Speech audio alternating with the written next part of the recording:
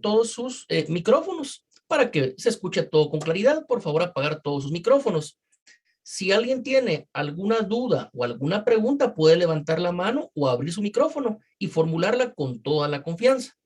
Todas las preguntas son buenas y estamos para eso, para poder resolver cualquier duda, cualquier pregunta que tenga cada uno de ustedes. Y también les quiero reiterar que por favor, si algún compañero aún no ha sido agregado al chat de WhatsApp, por favor agréguenlo, ya que esa es la vía de comunicación más rápida y más expedita que tenemos. También les recuerdo que esta clase de Derecho Procesal, de Derecho Penal 2, versa básicamente sobre lo que es la primera parte del Derecho Penal Especial, y por ello vamos a iniciar con el estudio de los delitos contra la vida. En la clase anterior indicamos que los delitos tienen un bien jurídico tutelado. En este caso, uno de los bienes jurídicos tutelados es la vida humana, y por lo tanto vamos a iniciar con esta clase de delitos que atentan en contra de la vida humana y que lamentablemente en nuestro país aún se cometen todos los días. Por lo tanto, vamos a iniciar. Bien, pregunto, ¿se ve ahí clara la presentación de hoy? Sí, licenciado. Vale. Entonces reitero, por Licenciado, favor. disculpe, antes de iniciar la clase, fíjese que estoy teniendo mucho problema con la conexión, entonces si en algún caso me desconecta de una vez, ¿habrá algún problema? Vuelvo a ingresar, ¿verdad? Si el sistema la desconecta, puede volver a ingresar con toda la confianza. Ok, gracias, licenciado. Bueno, entonces vamos a iniciar. Recuerdo, por favor, apaguen su micrófono y si tienen alguna duda o alguna pregunta, lo pueden encender o bien levantar la mano, que con mucho gusto todas las preguntas son bienvenidas, todas las preguntas son importantes. Para los que no se conectaron a la primera clase, únicamente reitero, mi nombre es Freddy Orellana y yo voy a tener el honor de estar con ustedes en este curso. Como yo sé que cuando hay un catedrático, todos tenemos la duda de a qué se dedican, dónde trabaja o qué ha hecho en la vida. Permítanme indicarles que yo tengo el gran honor que soy juez. Actualmente soy juez juez séptimo de primera instancia penal, narcoactividad y delitos contra el ambiente del departamento de Guatemala. Estamos en la torre de tribunales en la zona 1 de la ciudad capital. Si alguien en alguna oportunidad quiere ir a ver quiere ir a conocer cómo son las audiencias, cómo es el litigio en la práctica, es bienvenido allí en la sala de audiencias del juzgado séptimo, ahí estamos a la orden. Entonces, esa es nuestra experiencia, ese es nuestro conocimiento, es la judicatura. Bien, entonces iniciamos con el tema del día de hoy. Delitos contra la vida. En este caso, la doctrina, primero vamos a ver la doctrina y después vamos a ver lo que indica nuestro Código Penal. La doctrina a estos delitos les ha denominado o les ha nominado, les ha puesto el nombre de delitos en contra de la vida. Algunos autores también le llaman delitos contra la vida humana, porque recordemos, compañeros, que la vida es muy amplia. Por ejemplo, los animales no son seres humanos, pero son seres vivos, y como seres vivos nos merecen todo el respeto del mundo. Yo sé que la mayoría de acá quizás tenemos 1, 2, 3 o 4 mascotas, y eso nos merece todo el respeto, ya que los animales son seres vivos. No son seres humanos, porque no son hombres ni son mujeres, pero son seres vivos y nos merecen todo el respeto.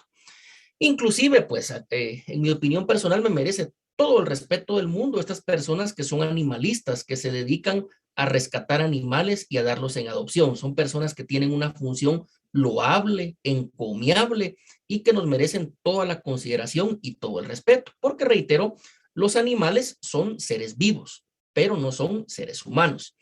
También la vida la podemos ver en la naturaleza, en lo que es la flora, ¿verdad?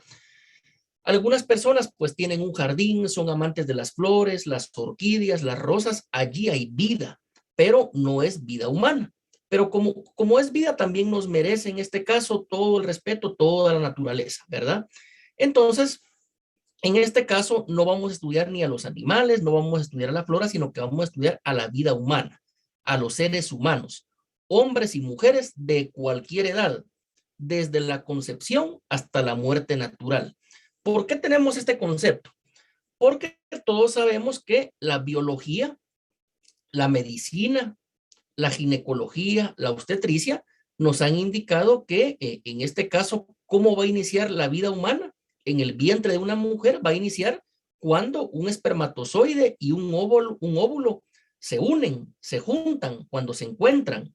Es decir, todo lo que algunos consideran ese milagro de lo que es la vida humana va a iniciar ahí desde el momento de la concepción.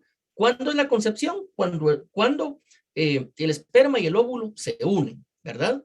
Entonces ahí va a empezar la vida humana para efectos de estudio desde el momento de la concepción. Esa concepción, que es ese momento, se puede decir, magnánimo, glorioso, cuando un nuevo ser humano, en este caso, un nuevo ser humano incipiente, se empieza a generar allí en el vientre de una mujer, en el vientre de una dama. Entonces, a eso es a lo que la Constitución y el Código Penal reconocen como concepción al inicio de la vida humana, cuando el espermatozoide y el óvulo se unen y allí en el vientre de una dama o de una mujer, un nuevo ser humano, en este caso, inicia. Bien, entonces eso es la concepción. Y por muerte natural, obviamente, entendemos que la muerte natural es cuando una persona ya su sistema nervioso, su sistema cerebral deja de funcionar, ahí finaliza la vida humana. Una vez hay muerte cerebral, ya no funciona ningún órgano del cuerpo, ya no funciona el corazón, el sistema nervioso, el sistema sanguíneo, el sistema digestivo. Allí, lamentablemente, finaliza la vida humana con la muerte natural. Lamentablemente, para el caso de nuestro derecho penal 2, acá no vamos a estudiar la muerte natural, acá va a ser la muerte violenta, la muerte que causan los sicarios, los asesinos, los mareros, los matones a sueldo. Va a ser esa muerte la que es objeto de nuestro derecho penal 2, que es el derecho penal en su parte especial. Por eso hablamos de delitos contra la vida humana, porque quien pierde la vida va a ser un ser humano, hombre o mujer de cualquier edad. Y para efectos de nuestro derecho penal, la Constitución protege la vida humana desde el momento de la concepción, desde que está allí en el vientre de toda dama o de toda mujer. Desde ahí, el derecho penal protege la vida humana. Entonces, lo primero que debemos de decir es que el bien jurídico tutelado es la vida humana. Ahora ya sabemos qué es la vida humana, que es distinto a los animales, a las plantas, a la naturaleza. Ahora vamos a decir que es la vida humana, sabemos cuándo inicia y cuándo termina. Pero en nuestro caso, al derecho penal, parte especial, no le interesa la muerte natural, es decir, aquella persona que va a fallecer a causa de la edad, a causa de una enfermedad, a causa del lamentable COVID-19 que sigue cobrando la vida de tanto ciudadano guatemalteco. No, esa es una muerte natural porque se va a producir por la edad, por una enfermedad, etcétera. Nuestro curso va a tratar sobre las muertes violentas de persona, es decir, a todo aquel habitante de la República que lamentablemente le quitan la vida a balazos, con arma blanca, por estrangulamiento, etcétera, por envenenamiento y por un montón de formas que en este caso puede tener la muerte de una persona, también puede ser una muerte accidental por un accidente de tránsito. Todo eso lo vamos a estudiar, por eso decimos delitos contra la vida humana. Ya que vimos de qué va a tratar nuestro estudio, ahora vamos a analizar ya más técnicamente los delitos contra la vida y la integridad de las personas. Hoy básicamente vamos a ver doctrina, pero también ya vamos a empezar a estudiar nuestro Código Penal. Lo que sucede, compañeros, es que esto lo venimos diciendo en las conferencias que damos en el Colegio de Abogados, en maestrías, en la Escuela de Estudios Judiciales, en la Escuela de Capacitación del Ministerio Público, donde hemos tenido el honor que nos inviten o nos contraten, que es mejor estudiar primero la institución jurídica, es primero estudiar la doctrina para después poder aplicar la ley, porque muchos en un primer momento se quieren aprender de memoria un código, de memoria una ley, y está bueno que lo reciten como que fuera un poema, pero si no conocemos la institución jurídica, si no conocemos la doctrina, difícilmente vamos a ser buenos abogados o buenos juristas.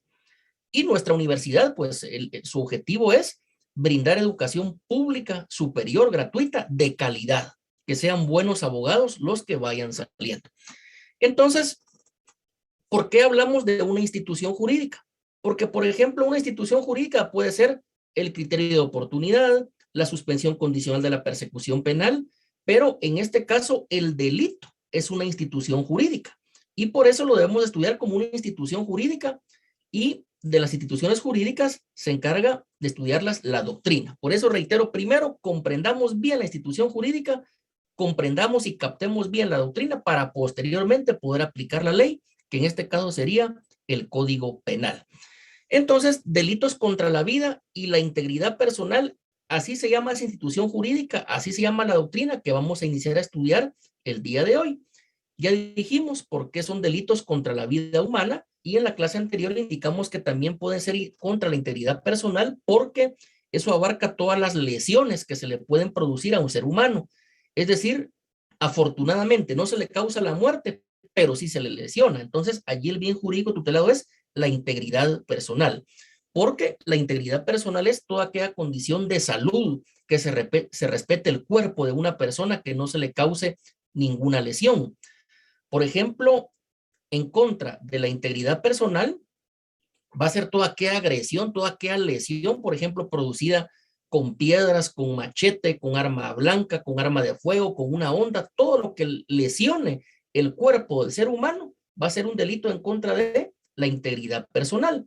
Por eso es que quien agrede a otra persona con machete atenta contra su integridad. Quien atropella a otra persona y le causa lesiones culposas está atentando en contra de la integridad del ser humano. La integridad es el estado óptimo de salud física, salud mental, etcétera. Porque un tema muy importante hoy en día, compañeros, que tal vez les dé risa, es la salud mental. Fíjense que eso de la salud mental no tiene que ser un tabú, no tiene que ser algo que dé risa, algo que se mire con morbo. La salud mental es tan importante y algo tan común como la salud física. Les voy a poner un solo ejemplo que lo miro todos los días en la práctica. El robo de celulares. Fíjense, compañeros, acá en Guatemala, lamentablemente, casi todos, si no es que todos, tenemos miedo que algún día que vayamos en un bus, en un taxi, en un Uber, o que vayamos manejando nuestro vehículo, nos toquen con la cacha de una pistola la ventana y nos roben el celular. Por eso es que nadie va ahora con el vidrio abierto hablando por teléfono, porque tenemos miedo que nos asalten, que nos quiten el celular, a las damas que les quiten la cartera, a los caballeros que les roben la billetera, la computadora, lo que lleven en el vehículo. Pero fíjense, compañeros, que ese temor que hay al robo de celulares o al robo de cosas cuando vamos en un carro, en un bus, en un transurbano, en lo que sea, cuando vamos conduciendo, eso no es normal. Se hace normal en nuestra bella Guatemala, lamentable y desgraciadamente, porque usted puede conducir en un área muy lujosa, zona 14, La Cañada, o puede conducir en un asentamiento de Villanueva, Mario Alioto, pero siempre va ese temor a que nos van a tocar el vidrio y nos van a robar el celular, la billetera, el dinero o lo que llevemos en el vehículo. Pero reitero, eso no es normal. Es normal acá en Guatemala, pero si vamos a otro lado, por no ir tan lejos, en Costa Rica no pasa eso.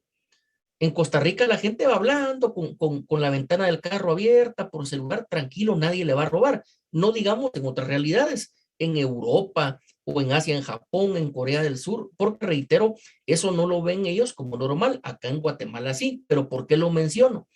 Porque a raíz de que ya varios han sido o hemos sido objeto en algún momento de un robo o ser víctima ya consuetudinaria, ya todos andamos con estrés postraumático. Tenemos miedo, pensamos que nos van a asaltar, andamos con el vidrio subido, algunos hasta andan con un arma de fuego supuestamente para defenderse, cuando en un robo hasta el arma les quitan, ¿verdad? Entonces, reitero, eso se llama estrés postraumático, y por ese estrés postraumático que tenemos, algunos aparecen con gastritis, con colon irritable, aparecen enojados, iracundos, personas que se vienen tronando los dientes, comiéndose las uñas, porque eso es estrés postraumático por la inseguridad que vivimos. Pero reitero, eso no es normal, compañeros. En un Estado de Derecho, el Estado tiene la obligación de dar seguridad pública, profesional y de calidad. Pero ¿por qué digo todo esto? Salud mental. Todos estos temas el estrés postraumático es un tema de salud mental. Muchas enfermedades del estómago son problemas de estrés, son problemas mentales. Entonces, digo esto porque la integridad personal como un bien jurídico tutelado tiene que ver con la salud mental.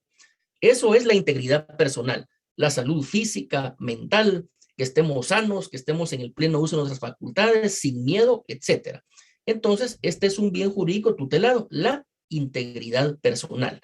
Entonces, ahora ya sabemos qué son los delitos contra la vida y ya sabemos qué son los delitos contra la integridad personal, la cual comprende salud física y salud mental, las cuales tienen una importancia igual. Bien, entonces, ¿cómo estudia la doctrina? ¿Cómo estudia el derecho penal estos delitos en contra de la vida y en contra de la integridad personal? Bueno, lo primero que debemos decir es que acá hay dos bienes jurídicos tutelados. El primer bien jurídico tutelado, es decir, lo que protege la ley, lo que debe de proteger el Estado es la vida. Y el segundo bien jurídico tutelado es la integridad personal, lo que tenemos acá en color verde fosforescente.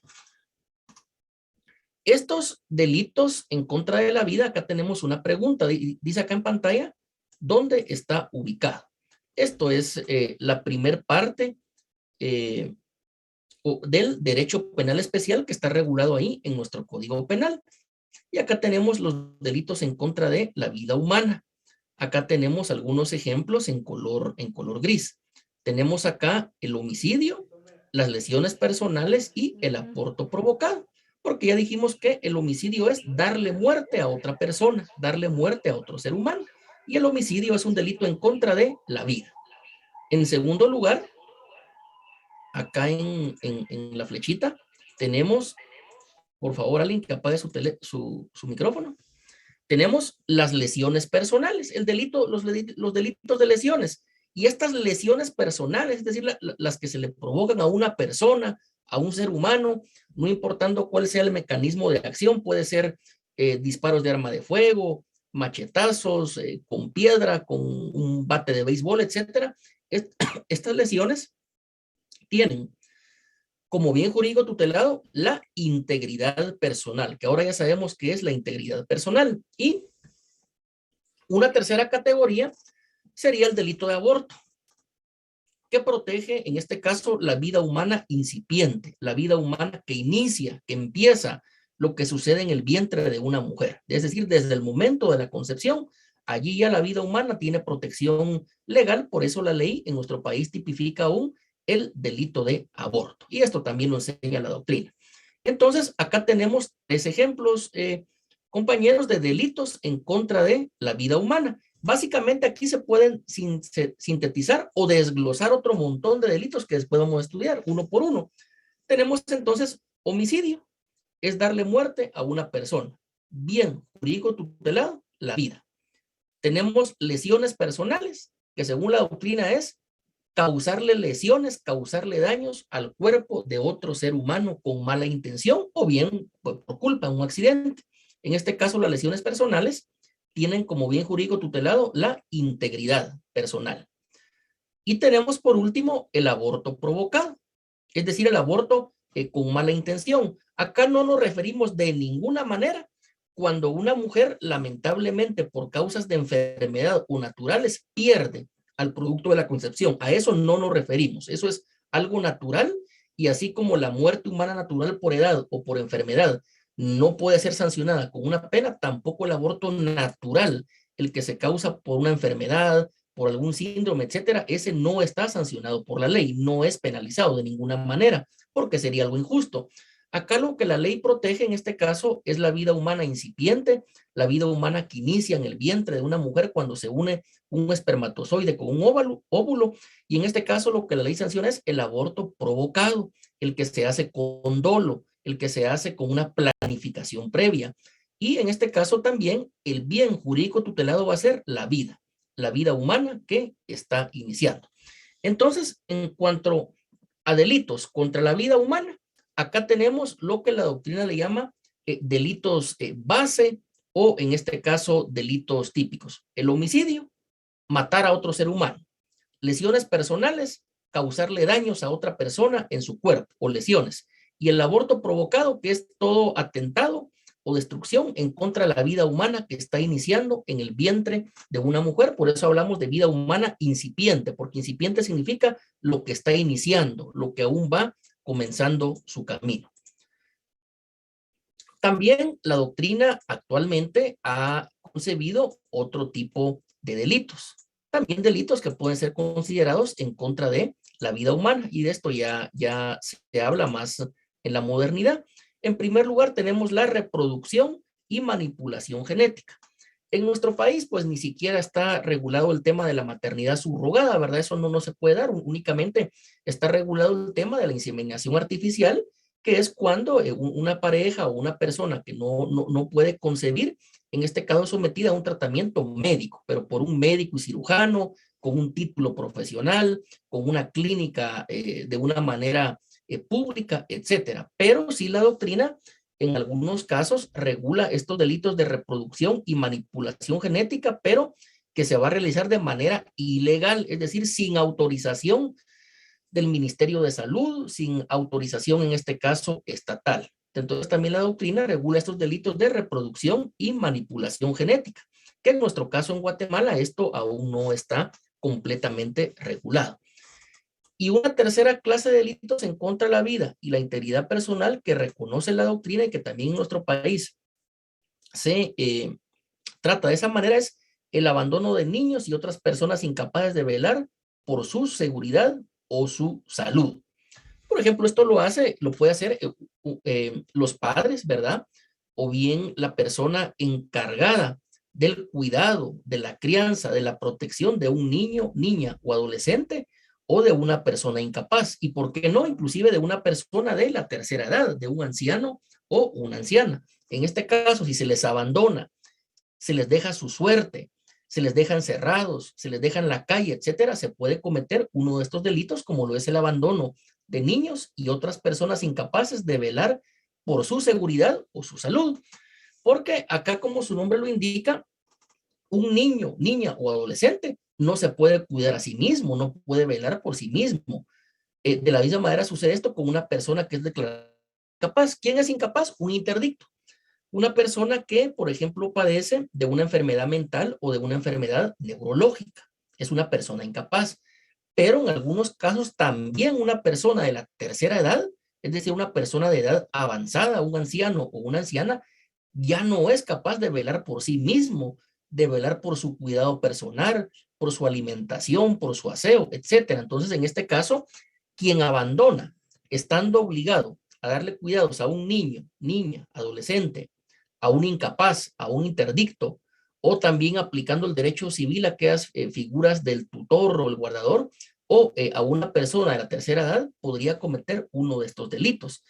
Y en esos delitos, el bien jurídico tutelado también es la integridad de la persona, porque a la persona que se le abandona, en este caso, su integridad va a estar en peligro, porque reitero, ella no es capaz de poderse vestir, procurar su alimentación, asearse, todos los cuidados que necesita un ser humano y por lo tanto está en un estado de auténtico abandono, lo cual lamentablemente en nuestro país aún sucede.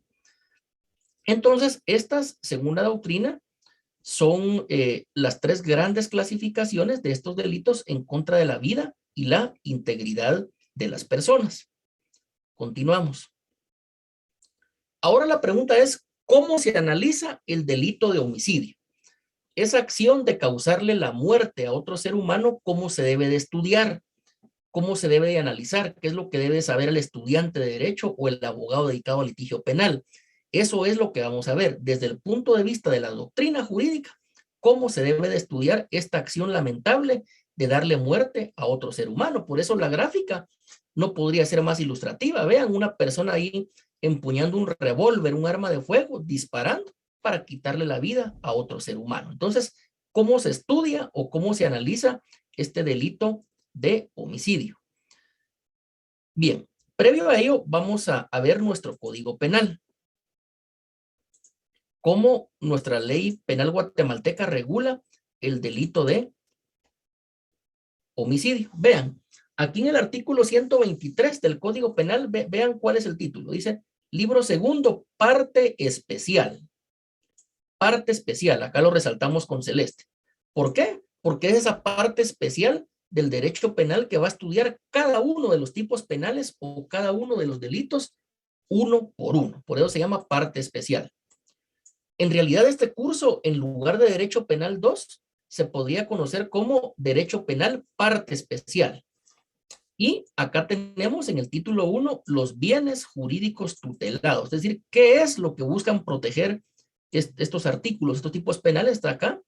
Dice, de los delitos contra la vida humana y la integridad de la persona. Entonces vean esto. Acá coincide la doctrina del derecho penal con nuestro Código Penal. Es decir, coincide la doctrina con la ley. Porque vean, acá tenemos una ley. Es una ley ordinaria que fue creada por el Congreso de la República de Guatemala. Es el Código Penal, es nuestro Código Penal. Y vean cómo lo denomina. Delitos contra la vida y la integridad de la persona. Entonces, en este caso, la ley coincide con la doctrina, porque vean lo que teníamos anteriormente en la doctrina. Acá está, vean, la doctrina lo denomina delitos contra la vida y la integridad personal. Esto es doctrina.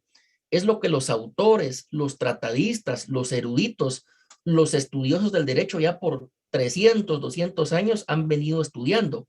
Los delitos contra la vida y la integridad de las personas. Si nosotros leemos autores extranjeros, Muñoz Conde, Jacobs, Roxin, este nombre le asignan delitos contra la vida y la integridad personal.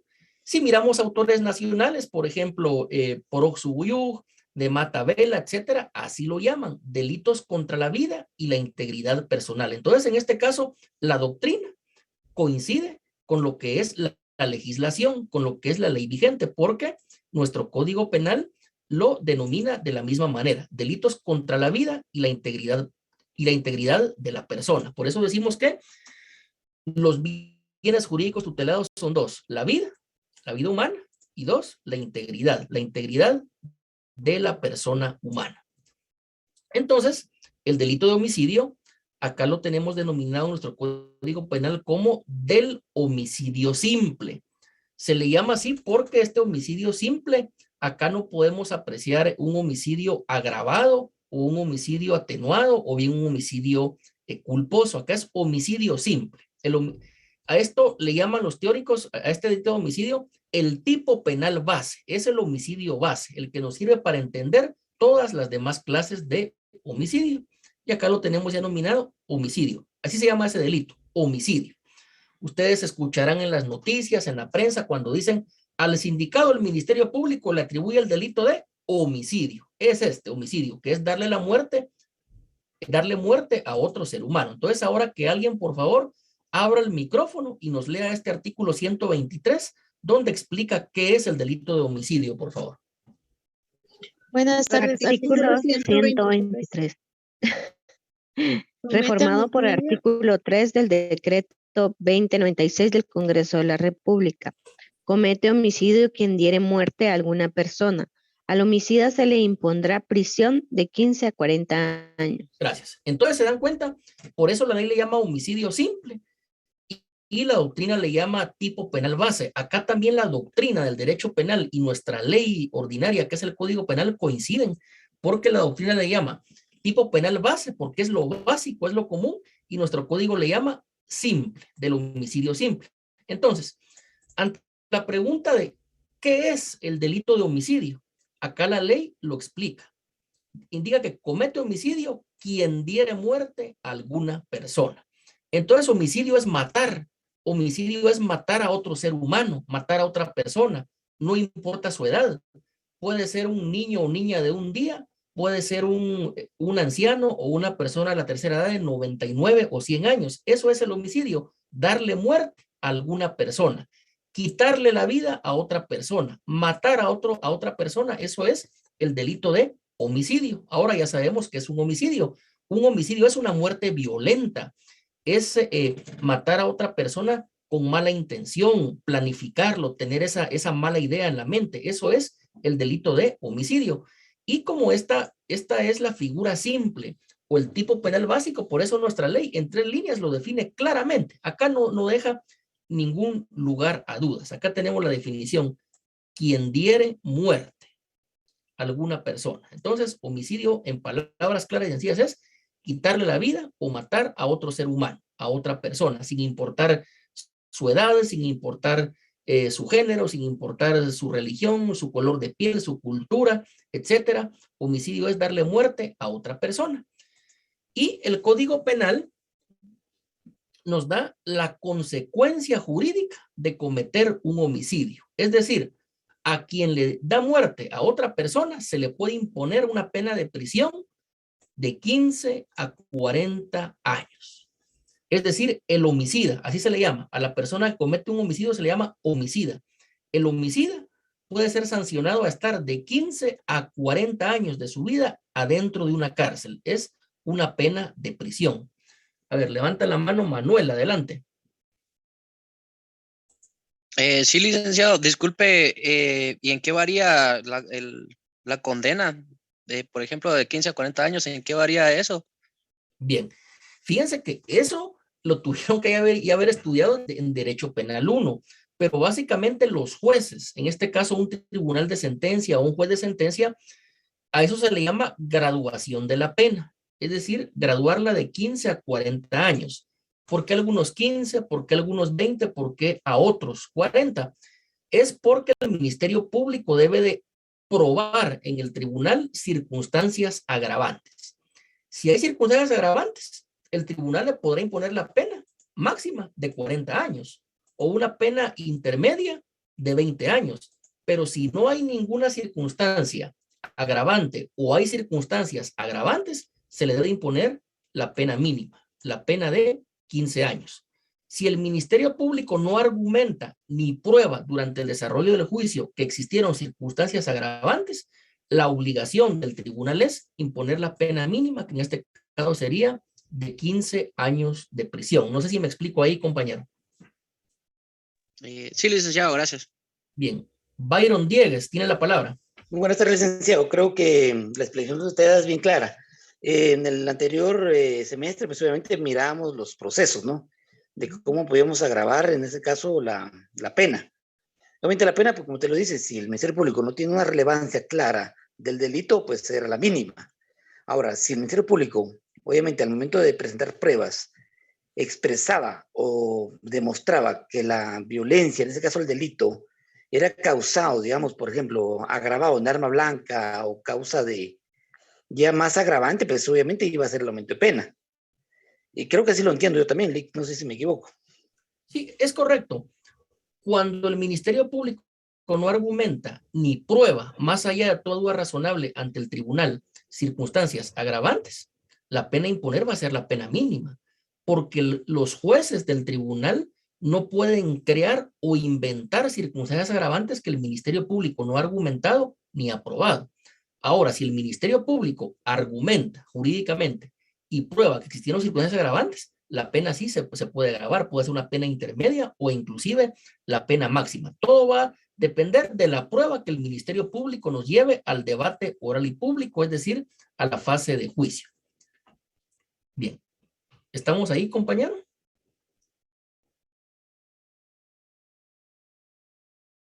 Bien, ya no abrió el micrófono. Entonces, esto... sí, licenciado, gracias, perdón, yo creí que no era para mí la pregunta. Vale. Gracias, sí, entonces, muy bien, Manuel. Entonces, reitero, si alguien tiene alguna otra duda o pregunta, por favor, levanta la mano, abre el micrófono, con mucho gusto estamos a la orden. A ver, Luis Felipe Marroquín Franco, adelante. Sí, buenas noches. Si la persona que se le diera muerte es una mujer en estado de gestación, ¿serían 2 homicidios o un homicidio y un aborto provocado? Esa es una buena pregunta que se ha suscitado en los tribunales. Lo que pasa es que para demostrarle a un tribunal que la mujer está en gestación, obviamente el estudio de la autopsia, un estudio que la persona estaba embarazada o en estado de gestación, y eventualmente el tribunal podría condenar por un homicidio y un aborto o por 2 homicidios. Eso va a depender de la prueba que lleve el Ministerio Público y de lo que argumentan. Pero fíjense ustedes que en la práctica no es tan sencillo. Les voy a contar un ejemplo así personal rápido y que tiene que ver con el tema objeto de estudio. Anteriormente yo tuve el honor de estar en un tribunal de femicidio, es decir, donde juzgaban las muertes violentas de mujeres, lo cual es una tragedia a ustedes. Entonces, hubo un caso que yo recuerdo que a la agraviada le dieron muerte y la agraviada estaba embarazada, estaba en estado de gestación, es lo que dice el compañero. Lo que sucede es que el Ministerio Público no nos demostró científicamente que la agraviada estaba embarazada porque ni en la necropsia decía nada, ni tampoco llevaba un estudio, un peritaje de que ella estaba embarazada. Entonces, eso únicamente se le condenó por un delito de femicidio, que en este caso fue la muerte violenta de la mujer, más no así por la gestación, porque el Ministerio Público no argumentó ni probó eso. ¿Cómo nosotros intuimos que estaba embarazada? Porque los testigos nos dijeron de que la señora, al momento de que le fue quitada la vida, ella estaba en un estado de embarazo, en un estado de gestación, pero científicamente el Ministerio Público no lo argumentó y menos lo demostró, ¿verdad? Porque reitero, para probar que una mujer está embarazada, no es prueba suficiente el dicho de un testigo, tiene que haber una prueba médica, un estudio de un ginecólogo, etcétera, para demostrar que está en estado de gestación o en estado de embarazo. Pero eventualmente, compañero, creo que una vez en un caso de esos puede ser condenado el sindicado por 2 delitos de homicidio, pero si ha quedado demostrado el embarazo. Adelante, Byron. En este caso que usted menciona, licenciado, creo que aquí le aplicaría la primera causa, que sería el delito mínimo, y como usted bien lo indica, estuvo en un caso de femicidio también, que también está identificado en nuestro Código Penal. Es correcto. Sí, sería, no, aclaro, no sería un delito de homicidio, sería un delito de femicidio y podría ser en concurso real, es decir, 2 delitos con uno de homicidio, porque en este caso, cuando es la muerte violenta de una mujer y hay alguna relación de las que establece la ley contra el femicidio, por regular se va a calificar como femicidio y no como homicidio simple. Bien, entonces continuamos. Entonces, hablando del homicidio, darle muerte a otro ser humano. La sanción es una pena de prisión de 15 a 40 años. Si nos damos cuenta, la sanción es muy amplia, son de 15 a 40 años que la persona sindicada va a permanecer en la cárcel. ¿Pero por qué? Porque este tipo penal intenta proteger el bien jurídico más valioso, como lo es la vida humana. Porque sin la vida ya no se puede disfrutar de los demás bienes, ¿verdad? De la libertad, del patrimonio, ya no se puede. Es decir, la vida humana en este caso es un fin en sí misma, por eso la pena es tan extensa, puede ser de 15 a 40 años. A ver, levanta la mano, Ian Alejandro, adelante. Licenciado, buenas tardes. Adelante. Mire, en cuanto a doctrinariamente los elementos de esta figura delictiva, ¿cómo los clasificaría usted? O sea, diría que se podrían decir como el supuesto lógico básico y el material, ¿no? Sí, pero de eso vamos a hablar más adelante, ¿verdad? Tiene ciertos elementos que vamos a tratar uno por uno. Está bien, licenciado. Bien, a ver, Cristina, levanta la mano. Buenas tardes, licenciado. Buenas Adelante. tardes, disculpe. Fíjese que yo quisiera preguntarle, cuando le ponen de 15 a 40 años, entiendo yo que cada año son 6 meses en la cárcel. No. ¿O si es el año completo? Porque entiendo yo que no se cumple el año cabal en la cárcel. No sé si tiene una rebaja, algo así. Sí, ahora les voy a explicar. Lo que pasa, compañeros, es que yo no sé en dónde, en las facultades de Derecho, no solo en nuestra querida USAC, alguien alguna vez dijo de que los años de preso, dijo, son distintos. Pero fíjense, compañeros, que por lógica, un año, 365 días, una vuelta completa de la Tierra al Sol, es decir, un año es un año, ¿verdad? Esto es como cuando vamos a una tienda, ¿verdad? Que lamentablemente, como dicen algunas veces las amas de casa o quien sabe de comer, es que venden una libra de 14 onzas, entonces eso no existe, o sea, una libra es una libra, un año es un año, son 365 días. Lo que sucede, compañeros, es que hay ciertos beneficios penitenciarios que consagra el Código Penal o bien la ley del régimen penitenciario. Y cuando una persona cumple la mitad de la pena a la cual fue condenado, si ha tenido buen comportamiento, si no ha agredido a nadie, si ha estudiado, si ha trabajado, si ha sido una persona que ha ayudado dentro de la cárcel a otra persona, en este caso, al cumplir la mitad, puede aplicar un beneficio que sería la libertad anticipada.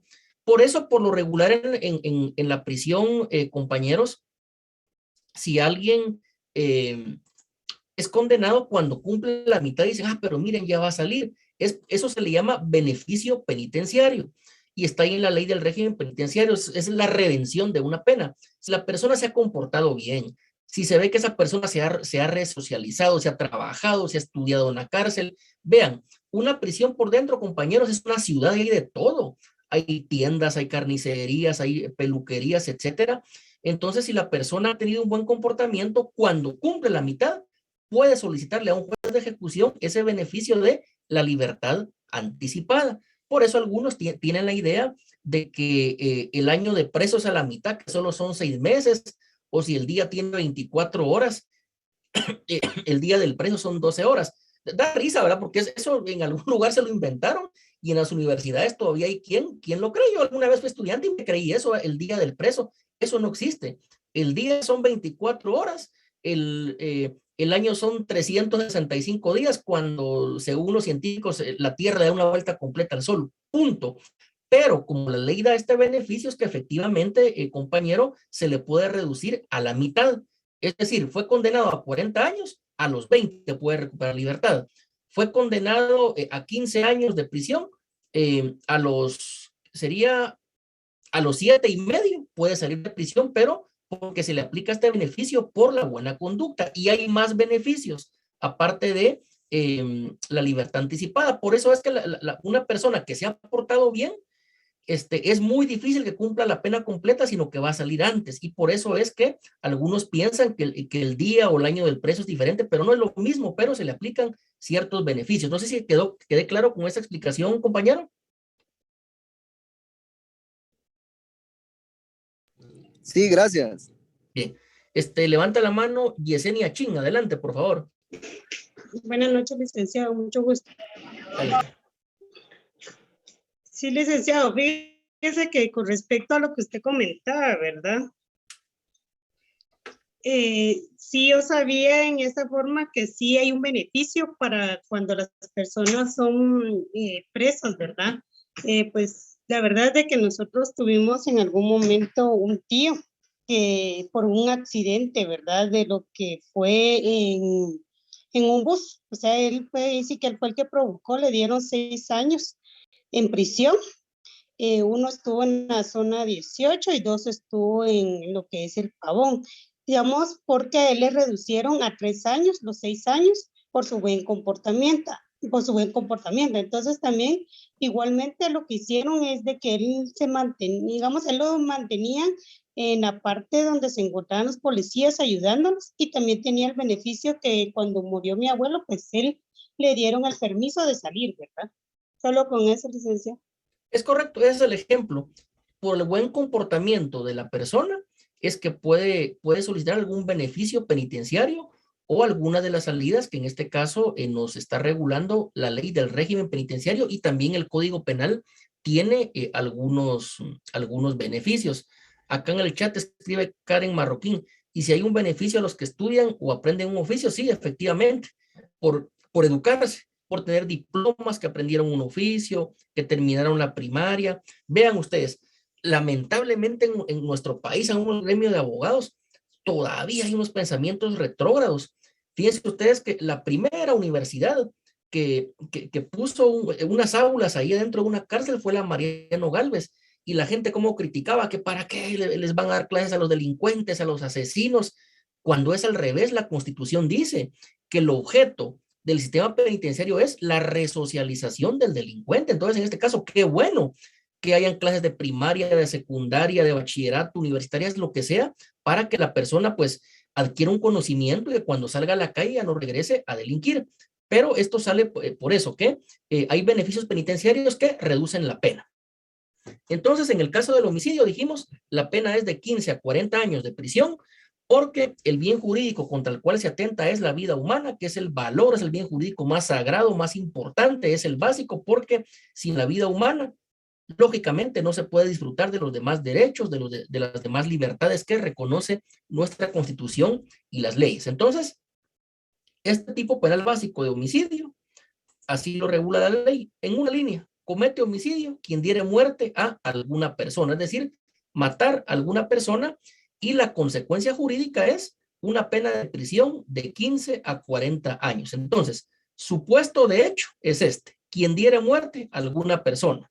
Y la consecuencia jurídica es esta: de 15 a 40 años de prisión. Recordemos que todo tipo penal, todo delito tiene una consecuencia jurídica. En este caso va a ser la imposición de una pena de prisión de 15 a 40 años.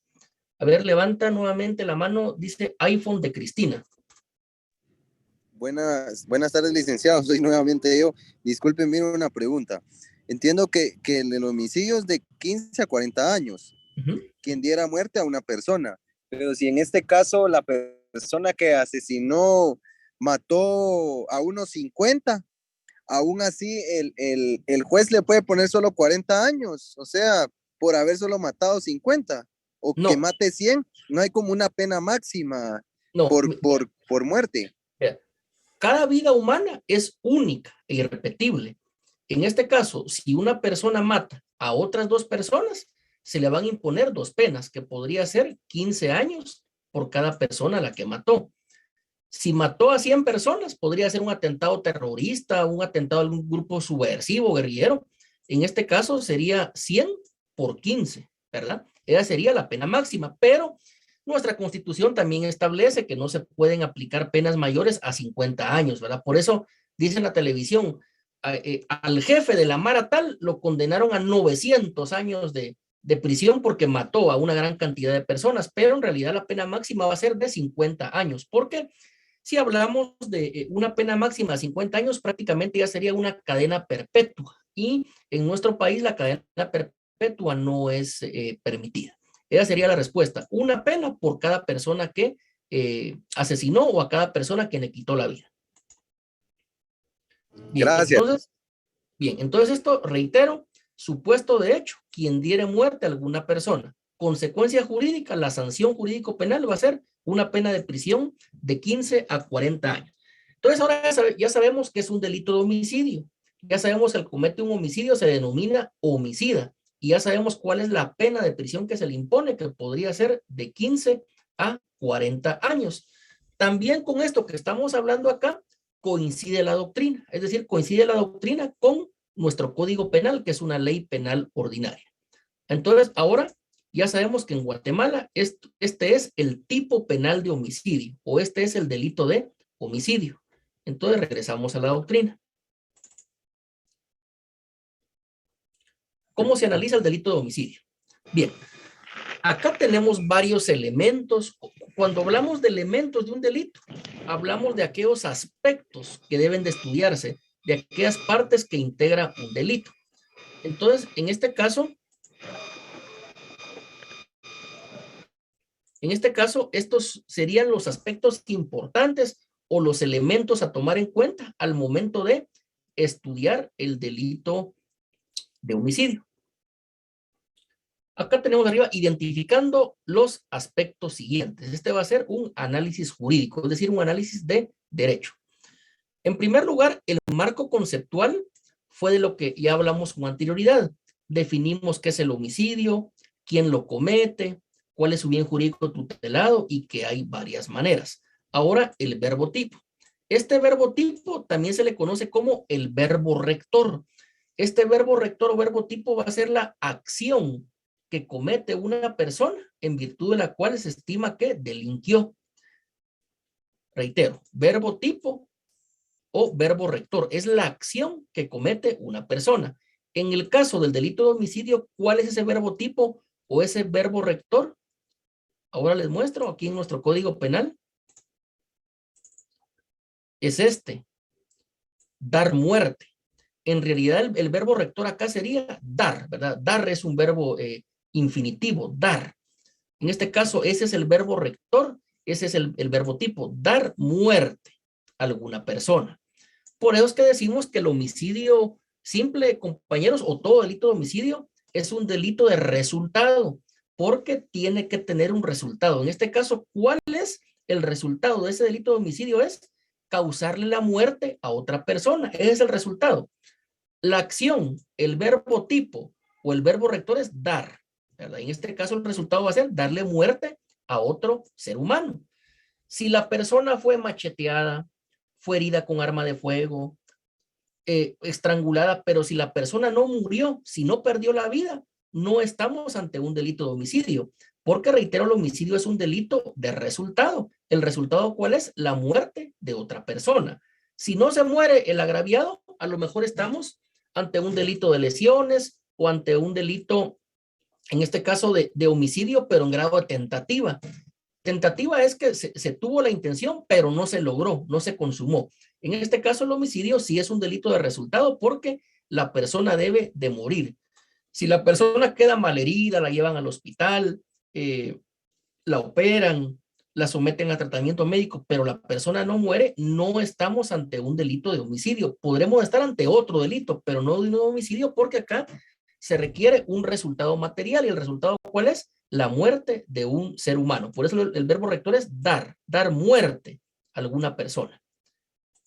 Continuamos con lo que dice la doctrina.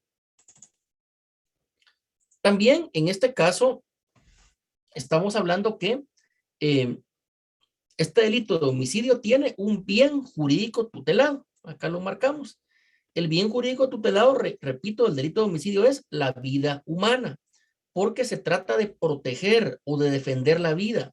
Se trata de disuadir al sindicado. Se trata de decirle, mire, señor, si usted le quita la vida a otra persona, va a ser condenado de 15 a 40 años de prisión.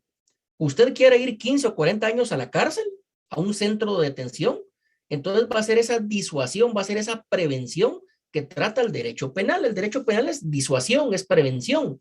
Entonces, en este caso, ese bien jurídico tutelado, ese valor que trata de proteger este tipo penal de homicidio es la vida humana. Es decir, que nadie mate a otra persona porque sabe que si lo mata hay una consecuencia jurídica que va a ser que lo van a encerrar de 15 a 40 años. Va a ser una pena de prisión de 15 a 40 años. Entonces, el bien jurídico tutelado es la vida humana. Eso ya es lo que trata de proteger este tipo penal. También tenemos los sujetos. ¿Cuáles son los sujetos del tipo penal de homicidio? Hay dos. El primer sujeto es el sujeto activo. ¿Quién es el sujeto activo? Es la persona que mata a otra persona. Es la persona que le da muerte a otra persona. Ese es sujeto activo. También a él la doctrina se le denomina como agente. Cuando leamos sujeto activo o agente, es lo mismo. Es el agresor, es el autor del delito, es quien va a perpetrar un hecho delictivo. En el caso del homicidio, entonces, el sujeto activo va a ser la persona que le quita la vida a otra persona. Tenemos también un segundo sujeto. En este caso, el sujeto pasivo va a ser la persona a quien se le quita la vida, es decir, la víctima directa, el fallecido, el occiso. Esa persona es el sujeto pasivo a quien se le quita la vida. Por ejemplo, cuando nosotros vemos que el Ministerio Público tiene acordonado un lugar porque están levantando el cadáver de una persona, esa persona es el sujeto pasivo del delito de homicidio, porque es al que mataron, es el agraviado, es la víctima directa a quien le quitaron la vida de una manera injusta, arbitraria, ilegal, irracional, inmoral o con todos los adjetivos negativos que ustedes puedan pensar. Entonces, reitero, en el homicidio tenemos dos sujetos. Sujeto activo, quien le quita la vida a otro. Sujeto pasivo, la persona a quien le quitan la vida, el fallecido o el muerto, como se le dice popular o coloquialmente en los medios de comunicación. Entonces tenemos sujeto activo y sujeto pasivo. Ahora veámoslo en la ley. Entonces, ¿quién es, según nuestro artículo 123, el sujeto activo? Va a ser miren, ¿quién? Dice, quien diere muerte. Esta persona que da muerte, el que da muerte es el sujeto activo de este delito de homicidio. ¿Quién va a ser el sujeto pasivo? Dice, quien diere muerte a alguna persona. Esta alguna persona a la que mataron, a la que privaron de la vida, a la que le quitaron la vida en un hecho violento, ese va a ser el sujeto pasivo del delito de homicidio. Entonces, acá tenemos al sujeto activo y acá al sujeto pasivo del delito de homicidio. Es decir, agresor y agredido, homicida y persona fallecida. ¿Qué clase de delito es este? Esta clasificación de los delitos hay varias, pero en este caso, atengámonos a lo que dijimos con anterioridad, va a ser un delito de resultado, porque la finalidad o el propósito va a ser quitarle la vida a otra persona. Entonces es un delito que se espera un resultado. Si la persona no muere, será otro delito, pero no homicidio. Si la persona muere, entonces sí, es un delito de resultado, es un delito de homicidio. Esta sería una clasificación, un delito de resultado. También podemos decir que es un delito que requiere dolo directo, es decir, una intención directa, un plan concebido en la mente del sindicado de privar de la vida a otra persona. Por eso se requiere un dolo directo, eso es esa mala intención directa de quitarle la vida a otro ser humano. Es la mala intención que podemos ver en el sicario que pasa disparando desde una moto. Es la mala intención que podemos ver entre el tirador, porque así le llaman ellos, de una clica, de una pandilla o de una mara. Es esa mala intención, ese dolo, esa función de quitarle la vida a otro ser humano. O a lo mejor la intención que alguien por venganza o por ira va y le dispara a otra persona. Ese es un dolo directo, esa mala intención, esa intención que hay de causar un resultado que es la muerte de otro ser humano. Acá también en este caso tenemos algunas circunstancias modificadoras de la responsabilidad penal, pero de eso vamos a hablar más adelante cuando toquemos los otros tipos de homicidio, porque no solo hay uno, hay más, hay homicidio culposo, homicidio preterintencional, homicidio en estado de emoción violenta, etcétera. Esto lo vamos a ver posteriormente.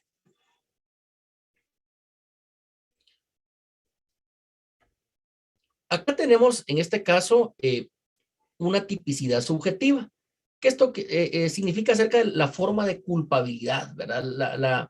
La intención que se tuvo de darle muerte a otra persona. Pero recordemos que en este caso estamos hablando únicamente de un homicidio doloso, el homicidio que se comete con mala intención de matar a otra persona. No estamos hablando todavía de los homicidios culposos, que son los que se producen, por ejemplo, en un accidente de tránsito. Es decir, alguien iba conduciendo, atropelló a otra persona y esa persona perdió la vida. Ahí no había dolo, no había mala intención, él no tenía la intención de causarle la muerte a otro por atropellamiento o pasarle el carro encima, no. Eso es un delito culposo, es por culpa, pero no por dolo. Eso lo vamos a ver nosotros más adelante. También los objetos jurídicos lo vamos a ver más adelante. Entonces, recapitulando, ya vimos en este caso el verbo rector o el verbo tipo, quien diere muerte, el bien jurídico tutelado, que es la vida humana, los sujetos, sujeto activo, quien da muerte, sujeto pasivo, a quien se le quita la vida, la clase de delito, vimos que es un delito de resultado, porque si la persona no muere, estaremos en presencia de otro delito, más no de homicidio, y también que ese es un delito que se requiere dolo directo, es decir, tener la mala intención o tener la intención, tener la finalidad de quitarle la vida a otra persona. Y enseguida es este punto acerca de las formas de culpabilidad. La doctrina nos habla que hay dos tipos de homicidio, hay dos clases de homicidio. De la clase de homicidio del tipo que estamos hablando hoy, compañeros, es el primero. Es el delito doloso. Todo lo que hemos hablado hasta este momento es homicidio doloso. Tanto lo que regula la doctrina como lo que regula nuestro Código Penal allí en el artículo 123, quien diere muerte, sanción de 15 a 20 años de prisión. Entonces, el primer tipo de homicidio, que es lo que hemos visto hasta este momento, es el homicidio doloso, es decir, quien tiene la finalidad, quien tiene la intención directa, la intención consciente de darle muerte a otra persona, quien planificó, quien creó un plan para matar a otra persona. Este es un tipo de homicidio doloso, que es de lo que hemos venido hablando hasta este momento. Pero este homicidio doloso tiene otra clasificación, homicidio simple y homicidio agravado. Hasta este momento únicamente hemos hablado de homicidio simple, porque ahí la ley no tiene otro calificativo o la ley tiene otro elemento integrante, no es un homicidio simple. Dice el artículo 123, ¿quién diere muerte? Entonces de eso es de lo que hemos venido hablando, del tipo de homicidio doloso y del homicidio doloso simple. De eso es de lo que hemos hablado hoy, pero hay otra clase de homicidio, que es el homicidio culposo. Este homicidio es donde no hay mala intención, donde la finalidad, donde no existe un plan preparado, un plan preconcebido, de quitarle la vida a otro ser humano. Esto es por culpa. Entonces, el homicidio culposo, que lo vamos a estudiar más detalladamente más adelante, es los accidentes de tránsito. Es decir, una persona iba en moto, en vehículo, en camión y atropelló a otra persona y perdió la vida. Accidente de tránsito es un homicidio culposo porque no se tuvo la mala intención. Por ejemplo, hay dos trabajadores en un centro comercial y resulta que uno bota una caja que tenía 2 quintales de peso y le caen a otro trabajador. Obviamente hay un homicidio culposo, porque él botó la caja, pero fue por accidente, fue sin mala intención, fue sin dolo directo. Entonces, como fue accidental, hay un homicidio culposo. Reitero, no doloso, un homicidio culposo porque, exacto, él aventó la caja, pero no era que él estuviera esperando el agraviado y tirarle encima la caja, no, fue algo accidental, por lo tanto es un homicidio culposo. Y el homicidio culposo es único, ahí no hay simple y agravado, sino que es homicidio culposo, sin otro tipo de adjetivo. Pero levantan la mano, vamos a ver, Mariano Carranza, adelante. Buenas noches, licenciado, con una consulta. Pues yo hace poco estaba viendo lo del caso, no sé si usted se recuerda, del joven que atropelló a unas estudiantes en la Roosevelt. Así es. Habían pues dictado sentencia primero como homicidio doloso. Le habían condenado a 35 años, si no estoy mal. Y después lo cambiaron por homicidio culposo. Sí, lo que sucede, compañeros, que acá la tesis del Ministerio Público era que si una persona adulta en pleno uso de sus facultades mentales avanza en un vehículo, creo que un Honda gris era, si no estoy mal, y sigue avanzando, sí, y no le importa que hayan personas, él en la mente lo que tiene es matarlos, ¿verdad? Porque obviamente si atropellamos a otro ser humano, o le quitamos la vida o lo vamos a dejar lesionado con politraumatismo. Entonces, esa es la tesis del Ministerio Público. Lo que trató la defensa de demostrar es que era un accidente de tránsito, pero en realidad acá, que sea un accidente algo culposo es algo muy difícil de probar porque, reitero, él siguió avanzando. Cuando alguien tiene un accidente, ¿qué pasa? Atropella o tira a otra persona, pero se detiene, frena, se baja, le ayuda, llama a los bomberos, llama al seguro, llama a la ambulancia, trata de conciliar, de pagarle los daños, de pagar el hospital, etcétera. En este caso, no, él se ve cómo acelera, las llantas sacan humo y sigue avanzando. Entonces, por eso es que la tesis de la fiscalía es que es un homicidio doloso, no un homicidio culposo, porque no fue un accidente, sino que existía la mala intención de seguir avanzando, aunque las llantas sacaran humo y rechinaran, y obviamente esto que causa la muerte de otro ser humano. Ese es un ejemplo, compañero. Ok, gracias, Lick. Sigo como después cambiaron lo que fue por lo incriminal. Después sí cambiaron porque era un homicidio culposo y le rebajaron la condena a 8 años. Exactamente, compañero, digamos, como le digo, es la función de la fiscalía, tratar de demostrar que hubo dolo, la defensa, que hubo culpa. Ahora bien, esto ya es algo más ético. ¿Qué tienen que hacer los maestros permitiendo o induciendo alumnos que tapen una avenida principal?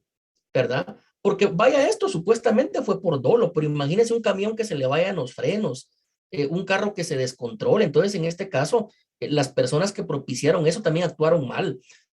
Uno no puede mandar a los alumnos, uno no puede mandar a los seguidores a que entreguen su vida como que fueran un conejillo de indias, ¿verdad? Entonces, reitero, un caso muy, muy complejo, con muchas aristas, pero que lamentablemente se vio que él siguió avanzando. Entonces, ahí se puede establecer un posible dolo. A ver, tiene la palabra otra vez iPhone de Cristina. Gracias. Disculpe, licenciado. Mire, es mejor en este caso de que la niña, esta persona que le dio muerte en el carro, era mejor pues que la matara, pues iba a tener una pena, ¿va? de homicidio, como usted dice. Pero si en caso ella hubiera quedado viva y no la hubiera matado y él hubiera parado y la niña se hubiera restablecido, he escuchado yo de que hay en algunos casos de que los jueces ponen que como la niña iba a quedar realmente mal, ¿va? Porque se pasó llevando todas las partes de su cuerpo, pero si en caso hubiera quedado viva, él se hubiera tenido que hacer cargo económicamente por el resto de la vida de esa persona. ¿Qué es mejor en ese sentido? No, en este caso, no hubiera sido un delito de homicidio, sino que hubiera podido ser un delito de homicidio en grado de tentativa o un delito de lesiones gravísimas o lesiones específicas, que la pena de prisión es menor, pero en una sentencia condenatoria ser condenado a reparación digna. Y la reparación digna no es solo dinero, es integral, pero en este caso sí un componente es la indemnización y tener que realizarle un pago por, ni siquiera por curación, porque ella nunca se va a curar, pero por lo menos para que darle una vida un poquito más digna. En este caso, ¿qué es mejor? Acá no hay nada mejor. Lo mejor es que no delinca. Lo mejor es que no cometa homicidio, ni lesiones, ni ningún otro tipo de delitos, ¿verdad? Entonces, esa sería la respuesta. Gracias. ¿Alguna otra pregunta? Vi que por ahí alguien levantó la mano, una compañera, ¿no? Bien, entonces ahí estamos con lo que son las preguntas. Entonces solo reitero, tipos de homicidio, doloso y culposo. El doloso se subdivide en simple y agravado. Hoy hemos estudiado el homicidio doloso simple y hemos visto cómo en este caso nuestro código penal coincide con lo que es la doctrina. Entonces recapitulando vimos qué son los delitos contra la vida y qué son los delitos contra la integridad personal. Vimos cómo los subdivide la doctrina jurídico-penal y estudiamos cómo analizar un tipo penal de homicidio, que estos serían los elementos, y también vimos que está regulado en el artículo 123 del Código Penal. Levanta la mano Daniel Zumeta, adelante.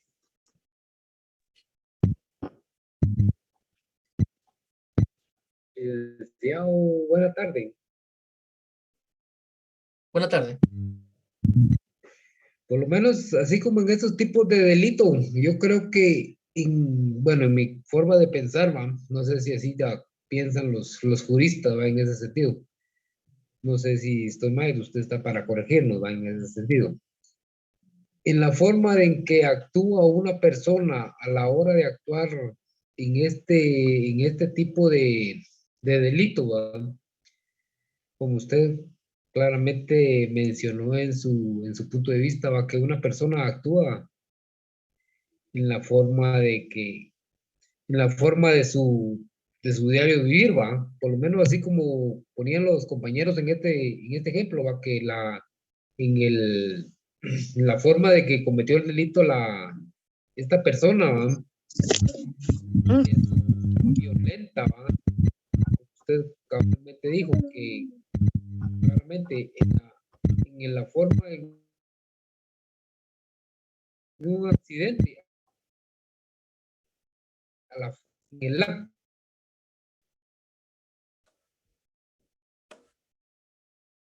meter un delito, terminar la cuestión del Ministerio Público o el ente determinante, va, de cómo va a determinar el sentido del tipo de delito que se puede cometer. Por lo menos yo en mi criterio, si atropello a una persona, instantáneamente voy a frenar mi vehículo, ¿va? En la forma de la inercia, cómo el vehículo y a qué velocidad voy, se va a cometer una gravedad, ¿va? De daños que puede uno.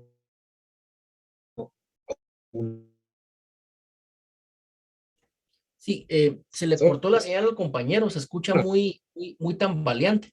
Yo creo que tiene problema ahí en el ancho de banda. Sinceramente, pero no, que esta persona, esperando, no tengo.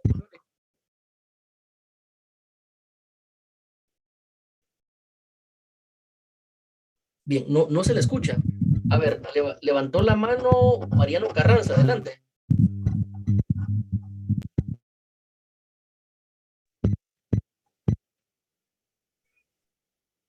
Adelante, Mariano.